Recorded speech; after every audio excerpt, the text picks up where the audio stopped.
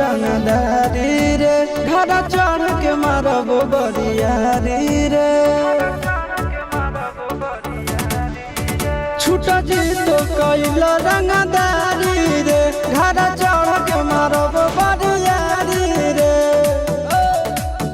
तोरा बाप के न तोरा दादा के चिन्हबो बेटा सब गोली मारबो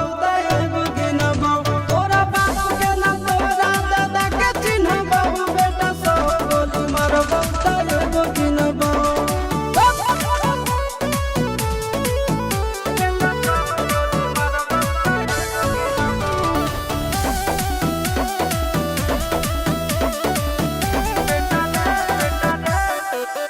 बेटा रे काटा से ठोक देबो चिमनी के भाटा में झोंक देबो देखबो कवन बाप बचैतौ तोरा प्रशासन के गाड़ी भी रोक देबो बेटा जी सुनो बेटा रे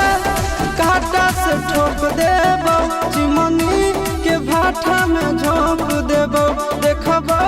कवन बाप बचैतौ तोरा प्रशासन के गाड़ी भी रोक देबो तोरा जैसन के हम खड़े खड़े गिनबो बेटा सब गोली मारबो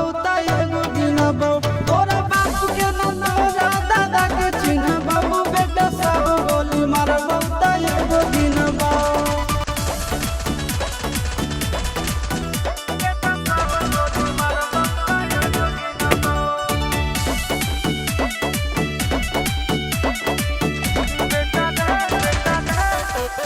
बेटा रे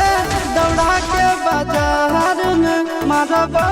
गोली तोर कपार में रंगदारी जे करम भी बिहार में गड़ देबो गंगा जी किनार में इतना मार पड़तो न बेटा बेटा रे दौड़ा के बाजार में मारबो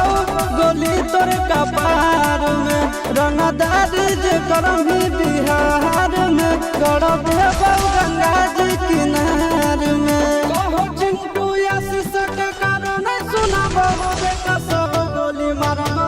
एगो गिनबो तोरा बाप के न तोरा दादा के चिन्हबो बेटा सब गोली मारबो एगो गिनबो मारत मारत पिछुआरा लाल कर दे बेटा ध्यान से बाप इधर है।